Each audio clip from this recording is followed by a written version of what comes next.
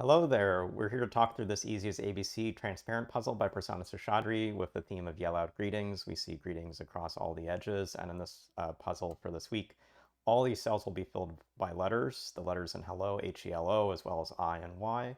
But we need to be watching out for some transparent cells that are going to hide some clues. And so some of the first places to notice that at the start is that we do see starting L's from the right. Over in this third and fourth row, we see starting L's from the left in this fifth and sixth row, but that means the first cell, one of these two must be transparent. That means that every other cell in those columns has to be visible and seen, so we get the O and the I and the E and the H and the Y and the E quite quickly. This column still needs a Y and an L, and that Y to the left means this is Y, this is L, this L moves over, and our first transparent letter is that Y. Let's sort of see this H from the top actually influences this cell. So for an H to be seen first, you need a transparent cell right in front of it. And that means that we always have this Y and this E being seen. The two L's down from below mean I need to place an L here. And this is the last L on the grid. This being transparent means this is seen.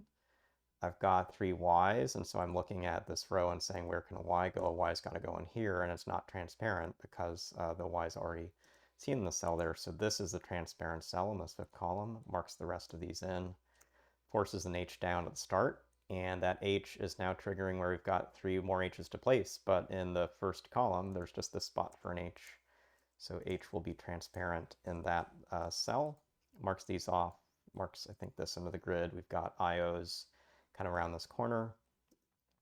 We've got two Y's that have to go in these cells. The last two H's go in these cells. In this bottom row, we have an E coming here, and let's actually look across the remaining either or transparent cells. We know it's not the H that's the transparent cell in the space, but we need an E, an I, and an O. And I think the key letter to look at is that E. The one that's in this column is going to be that transparent E. And let's actually think about what happens if I put an E here, that moves this E to the right, moves this Y to the right. And so the other transparent cell, again, like if this is transparent, this is transparent, I'd make another Y be that transparent cell. So that doesn't look like it works. It means this E in the bottom has to be the transparent letter. That now means that this H is coming down, this H is coming up, so that we get the right forms of this. We now have just an I and O to place in these.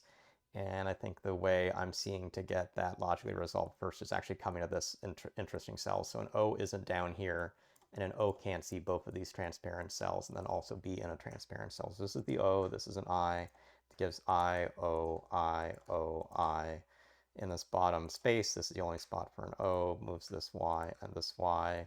This is the last spot for an I here with an E, and an O, and we're through this whole puzzle.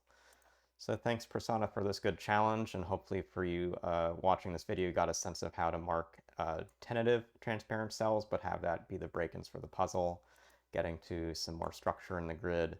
I think the eventual sticking point to look at is this one, and different things to think about in doing that. But the most constrained letter to still place in a transparent cell was an E, so that's where I chose to look at the two options and saw through my Snyder notation type notes that an E up top put a really bad letter down here, and so the E in the bottom is required. So this, as the key aha moment, got us through to the finish. So thanks for watching this video. We'll see you again soon.